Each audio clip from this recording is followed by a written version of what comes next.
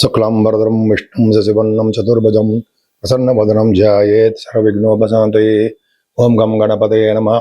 ఓం శ్రీమాత్రే నమః. ఓం శ్రీ గురుభ్యో నమః. మా ఆది ఆశ్రయం చూస్తుంటే మీ అందరికీ పేరు పేరున నా హృదయపూర్వక నమస్కారాలు.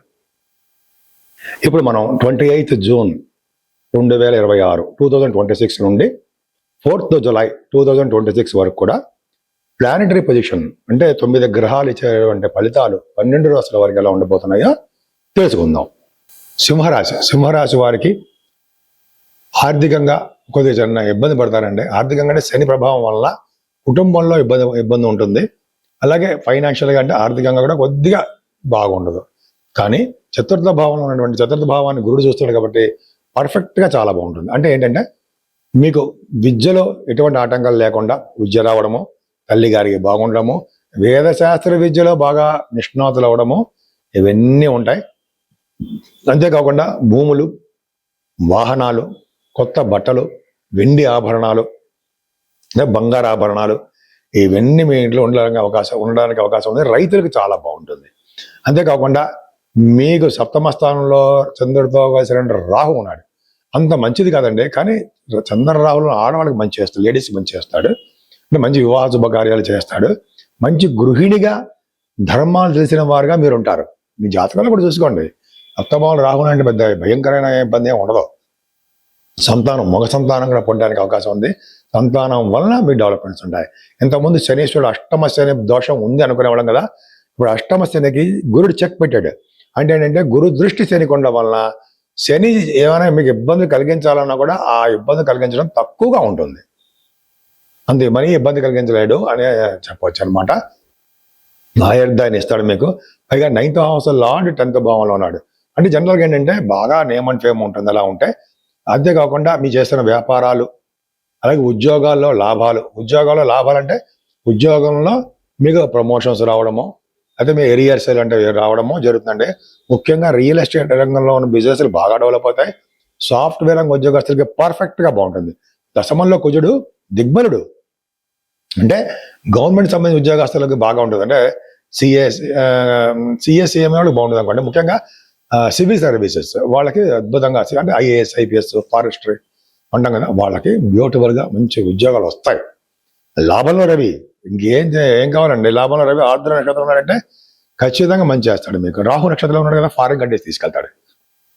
అన్నిటికంటే గురు బుధులు 12వ భావంలో ఉన్నారు. 12వ భావంలో ఉన్న గురు బుధులు చాలా మంచి చేస్తారండి మీకు. అంటే మీకు ఎక్కువగా తీర్థయాత్రలు, దైవ దర్శనాలు, సన్మానాలు ఇవన్నీ చేయడానికి ఎక్కువ అవకాశాలు ఉన్నాయి. ఇప్పుడు మనం పరిహారాలు తెలుసుకుందామండి. పరిహారాల కంటే ముందర నేను మీ వాండర్ ఆదినారాయణ శర్మ. నేను ఆల్మోస్ట్ 36 ఇయర్స్ నుంచి నాకు అస్ట్రాలజీలో ఎక్స్పీరియన్స్ ఉంది. ప్లస్ నేను కాస్ట్ అకౌంటెంట్, మీకు అది తెలిసిందే, చెప్పక్కర్లేదు. మీ జాతకాలు తెలుసుకోవాలనుకుంటే మీరు కానీ మీ ఫ్రెండ్స్ కానీ ఎవరైనా తెలుసుకోవాలనుకుంటే మీరు మీ date of birth, place of birth, అలాగే మీరు ఎక్కడ పుట్టారు, టైమ్ ఆఫ్ బర్త్, మీ పేరు, ఇవన్నీ ఉండాలండి. ఉంటే తప్పకుండా మనం చెప్పచ్చు. చాలా మందికి నేను చెప్పిన వాళ్ళలో కూడా నిన్న రాత్రి కూడా ఫోన్ వచ్చింది ఒక చోట నుంచి. నిన్న రాత్రి అంటే జస్ట్ ఆల్మోస్ట్ 25వ తారీఖు 25th జూన్ అని. అక్కడ మాకేంటంటే అమెరికా నుంచి ఫోన్ వచ్చింది. ఏమండి మీరు మా అబ్బాయికి చెప్పారు డాక్టర్స్ వస్తుందని, మేము చాలా టెన్షన్ పడ్డాం. 4th జూలై 3rd నుంచి ఎప్పటి నుంచి మన క్లాసెస్ స్టార్ట్ అవుతాయి అని చెప్పి భంగపడ్డాం. మీరు చెప్పారు కదా, ఖచ్చితంగా వచ్చిందండి అది సీటు, చెప్పిన డేట్లోనే వచ్చింది అని అన్నారు. నాదేంలో ఉందండి, మీ వాడి జాతకంలో ఉంది, దాన్ని అనాలిసిస్ తీసి చెప్పాను. అర్ధరాత్రి ఫోన్ చేశాడు ఆయన. సరే అది పక్క పెడదాం. మీ జాతకాలు తెలుసుకోవాలనుకుంటే ఖచ్చితంగా తెలుసుకోవచ్చండి. ఆల్మోస్ట్ మీకు పెళ్ళిళ్ళు ఎప్పుడు అవుతాయి అన్నది కానీ, చిల్డ్రన్ ఎప్పుడు ఉంటారని కానీ, లేకపోతే అనేక రకాల అంశాల మీద మనం పరిశీలన చేయొచ్చు. తప్పకుండా చేయొచ్చు. నేనే మీకు పరిష్కార మార్గాలు కూడా చెప్తుంటాను. అయితే నేనే లిఫ్ట్ చేస్తుంటాను. ఇలా షూట్స్లో ఉన్నప్పుడు మాత్రం మా మిస్సెస్ లిఫ్ట్ చేస్తారు. ఇంకా వేరే వాళ్ళు ఎవరు కూడా ఉండరు. ప్లస్ నేను వేరే ఆస్ట్రాలజీ అనేది ఏముండదు, అదొక్కటే. నా పేరు మీద చాలా మంది కూడా ఓపెన్ చేసేసుకున్నారు. అది మీరు నమ్మకండి. మంది ఆది ఆస్ట్రాలజీ AA అని ఉంటుంది. అది చాలా మంది అల్లు అర్జున్ పెట్టారు అంటుంటారు. సరే, అది మనకు సంబంధం లేదండి. నాది ఆది ఆస్ట్రాలజీ అని ఉంటుంది. సరే, అది పక్క పెడతామండి.